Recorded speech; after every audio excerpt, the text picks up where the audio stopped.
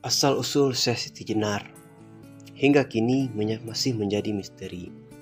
Siapa sosok sebenarnya Syekh Siti Jenar masih mengundang banyak pertanyaan.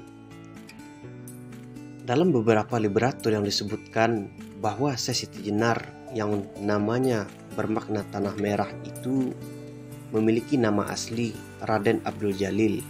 Namun ternyata ia memiliki banyak nama sebutan. Setidaknya ada 16 nama yang disandangnya.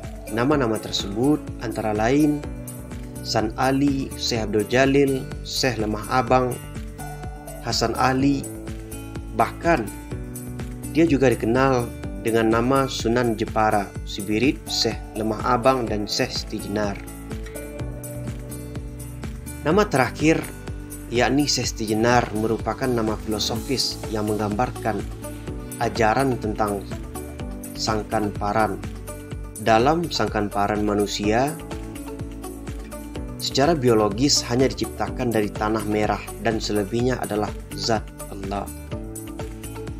Siapa sebenarnya Syekh Siti Jenar? Dalam kitab Negara Kertabumi yang dikutip Sofyan dan kawan-kawan dalam buku Islamisasi di Jawa, disebutkan bahwa Syekh Siti Jenar lahir di Semenanjung Malaka. Ia adalah putra dari Datuk Saleh, adik sepupu Syekh Datuk Kafi, seorang penyebar agama Islam yang terkenal di Jawa Barat.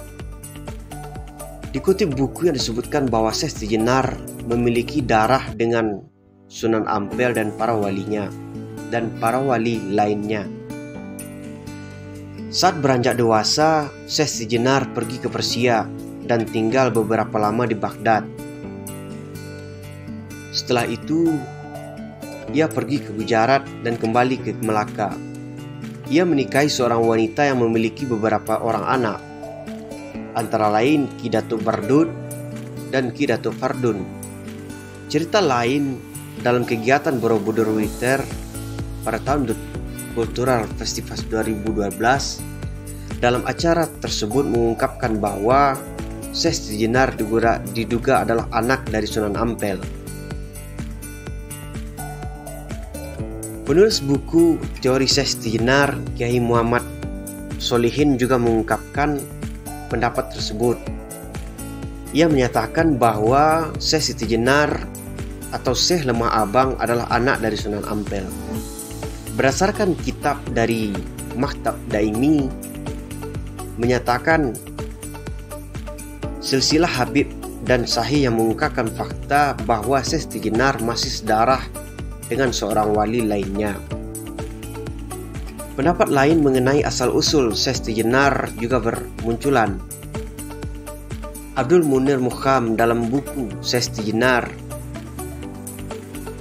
Pergumulan Islam Jawa, menyebutkan bahwa Syekh Siti Jenar berasal dari Cirebon, Jawa Barat dengan nama asli Hasan atau Abdul Jalil. Syekh Siti Jenar hidup pada abad ke-16 Masehi. Ia dilahirkan di lingkungan Pakuan Caruban, Cirebon sekarang. Sang ayah merupakan seorang raja pendeta bernama Resi Bungsu. Suatu hari, Resi Bungsu marah kepada anak dan mengutuknya menjadi cacing. Dari situlah awal pengembaraan dimulai. Ia juga menguping wejangan dari Sunan Bonang kepada Sunan Kalijaga tentang ilmu luhur.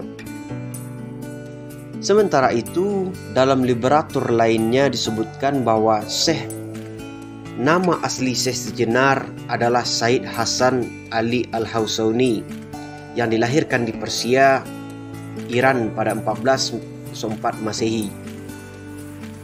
Ia adalah seorang syahid atau habib keturunan Rasulullah SAW. Sekarang, sejarawan lulusan S2 Universitas Gadjah Mada, Anam Lasem, sepakat dengan literatur tersebut. Ia menyampaikan bahwa Syekh Siti Jenar adalah seorang keturunan Persia. Dari Persia ke Malaka, dari Malaka ke Cirebon, kemudian dia berdakwah ke tanah Jawa, dari barat ke timur, kembali lagi ke Cirebon. Anam membantah literatur yang menyebutkan bahwa Syekh Siti Jenar merupakan anak dari Sunan Ampel. Menurutnya, bila ia benar anak dari Sunan Ampel, maka seharusnya Syekh Siti Jenar berdarah Indochina seperti sang ayah.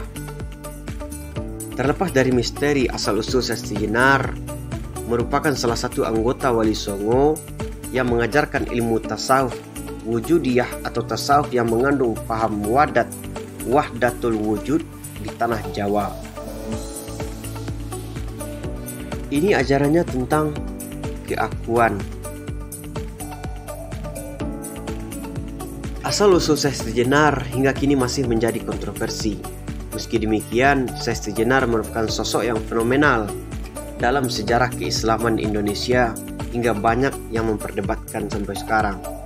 Kita juga tahu bahwa Syekh Siti Jenar merupakan salah satu ulama yang berpengaruh di Indonesia karena beliau telah sukses berdakwah di tanah Jawa sehingga bisa mengembangkan Islam sampai saat ini.